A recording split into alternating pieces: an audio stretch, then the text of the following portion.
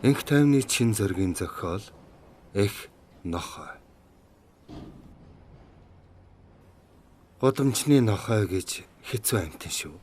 Тэр тусмаа өвлийн цагаар тэнмэл нохойнууд бүрж хэцүү санагддаг юм. Хэдэн жилийн өмнө дэн өвлөөр миний ажилдаг барилгын хашаанд нэг шар жингэр ирж гөлгөлсөн юм. Уг нь дулааны уйлралд гал тогооны чингэлэг тэнмэл нохтын хувьд диваажингийн газар болдог байлаа. Харин өвөлдөө гал тогоо зогсож чингэлэг хаалттай байх тул зунжин зоолсон ноход хамраараа газар шаан гэгчл болно. Гэтэл тэнмэл шар жингэр тэрхүү чингэлэгний дор гөлгөлсөн байв. Нэг өглөө дотор заслын ажиллаар барилгын хашаа руу орж иртэл харуулах дуудаж байна. Би яваад очтол "За миний дүү гөлөг сонирхгүй биз" гэлээ. Би түүний гинтийн асуултанд инээмсэглэн "За ах минь, хаанаас ямар гөлөг гаргаж ирээд дүүдээ шахах гээд байна? Монгол юм уу? Харъя л да" гэвэл харуулах. Намраас нэг шар жингэр эргэлдээд байсан. Саяхан төрчихжээ. Муу золиг хаагуран орж ирээд чингэлэг доогуур шургалсныг ёстой чөтгөр бөөмд. Удахгүй хашаагаар дүүрэн гөлөгнүүд гүйлдээд ирвэл нөгөө дарга цэрэг нь уурлаад бөө юм болно үсттэй. Миний дөө. Энэ гөлөгнүүдээс аваад яваач. Хаах нь болохгүй бол охин хэдийг нь төөрүүлэх арга чарга бодхоос хэмээн над руу царайчлан харав. Би тэдгэр гөлөгнүүдийг харахаар харуулахтай хамт чингэлэг зүглэн алхлаа. Тэгэд доогорын шагаан харвал нүдээч нээгээгүй хар шар зүсмийн гөлөгнүүд өтмөд шаваарлдан харагдана. Тоолоод үзвэл 5 гөлөг байна. Харин их нь байхгүй байв. Би эхнээс нь гаргаад хүйсэгийн шалгатал 3 эр 2 охин гөлөг байлаа. Тэр хоёр нь ихийгээ дуурайсан шар юм. Би харуулахад хандан "За, дүү нүдэ нээхээр нь нэг эр гөлөг ирж авъя та. Хөдөө байдаг ах их маань гөлөг захиад байсан юм. Харин ч сайн боллоо. Тэр цагаан зөрхөвчтэй нь минийх шүү. Өөрхөнд өгчвөө" гэж захлаа. Харуулах. "За ашгүй минь гэж нэгчгээсэн гөлгийг зайлуулж байвал муу ах нь болоод явчихна. Чи харин гөлөг авах өөр хүн байна уугүй юу? Асууж сургалаараа" гэж хэлээд бидний яриа өндөрлөв. Тэр өдрөөс хойш арбат хонлоо. Өвлийн дунд сар шувтрах үед хүйтнэрч огцом чангарч хүм малгүй зовтроохон болж ирэв. Ойрд ажил багасч барилгын хашаагаар ороогүй тул гөлөг авах тухайгаа ч таг мартаж орхижээ. Харин өнөө өглөө хөдөөнөөс ах залгаж ярихдаа гөлөгний тухай сануулсан тул би тийхүү барилгын хашаа руу зөвлөн явлаа. Харуулахын жижиг оромжинд явж орвол цахилгаан халаагаараа тултал нь үлээлгсэн байдалтай их л дулаахан сууж байна. "Та чинь энэ хүйтэн сайхан сууж байх чинь. Энэ халаагч чинь овоо идэм гэж хэлээд гараа дулаацуулан суулаа. Харуулах. Энэ яста худлаа. Яг шөн дөлөөр энэ муу амбаар сайгүй сийгээд нуруу хүүтэн оргиод нэмэр биш. Чамд гаднаас орж ирсэн болоод л дулаахан санагдаж байгаа биз" гэж хэлээд хаалга онгоход орж ирсэн жавартаж ихүүцсэн бололтой би энсэгсрэв. Би түнд ирсэн зорилгоо хэлж "Би танаас нэг гөлөг хаамна гэсэн байхаа. Өнөө өглөө ах яриад нөгөө гөлгийг чинь гинэс сануулдаг байна шүү. Миний захиж үлдээсэн зүрх цагаан байгаа биз дээ" гэж асуулаа.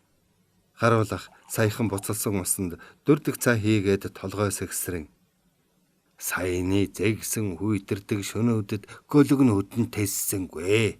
Бүгд хөлдөөд өгчихсэн. Уг нь эх нь чингэлэгнээс холдуулаад хураалттай материал доогуур их л дулаахан үүр зассан байсан юм. Гөлөгнүүд нь их л хөөрхөн болж ихсэн. Өдөртөө үүрнээсээ гарч нарны элчинд ноцолдож тоглоод л эгдүүтэй гэдгийг.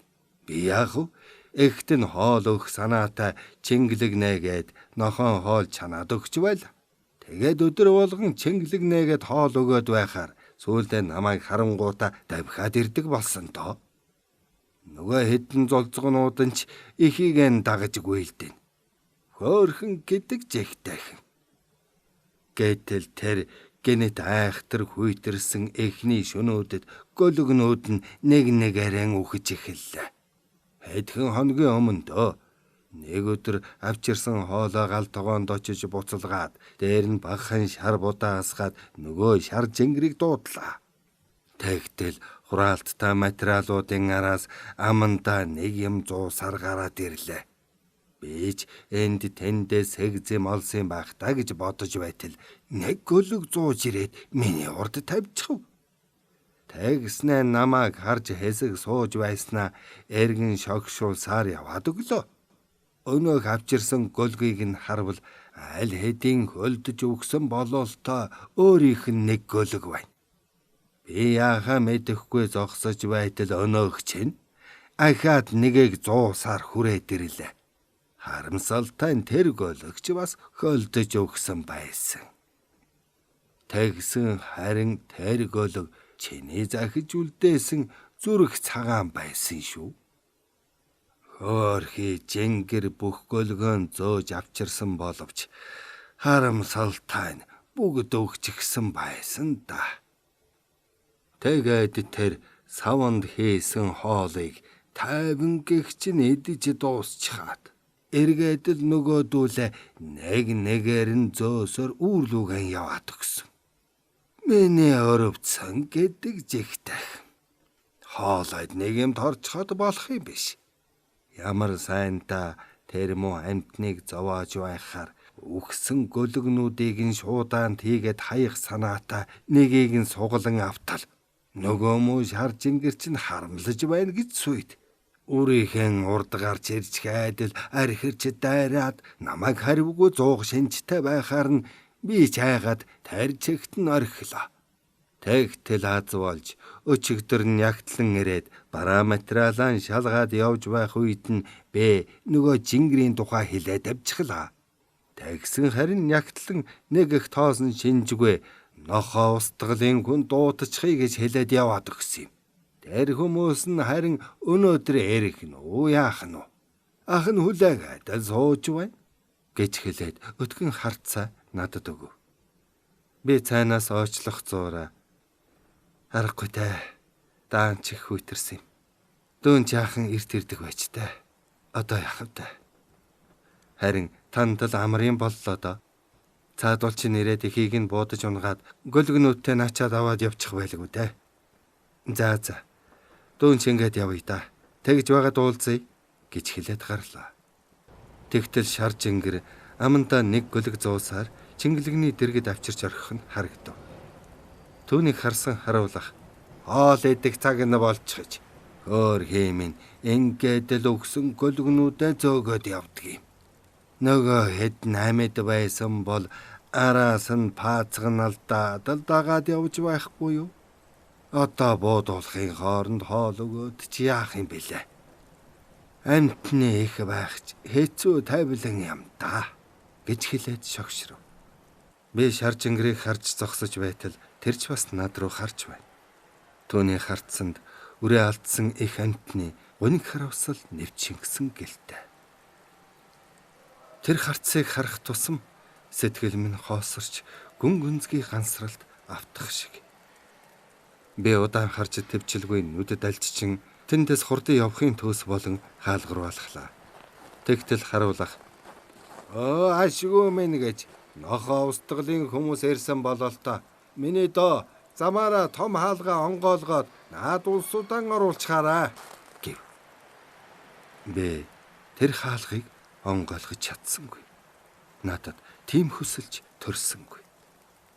Яран алхасаар жижиг хаалгаар гарч явлаа. Эргэж харахч зориг хүрсэнгүй. Миний ямар нэгэн зүйл тэр хашаанд үлдсэн гэлтэй. Гэхдээ юу болохыг өөрөө ч үл мэднэ.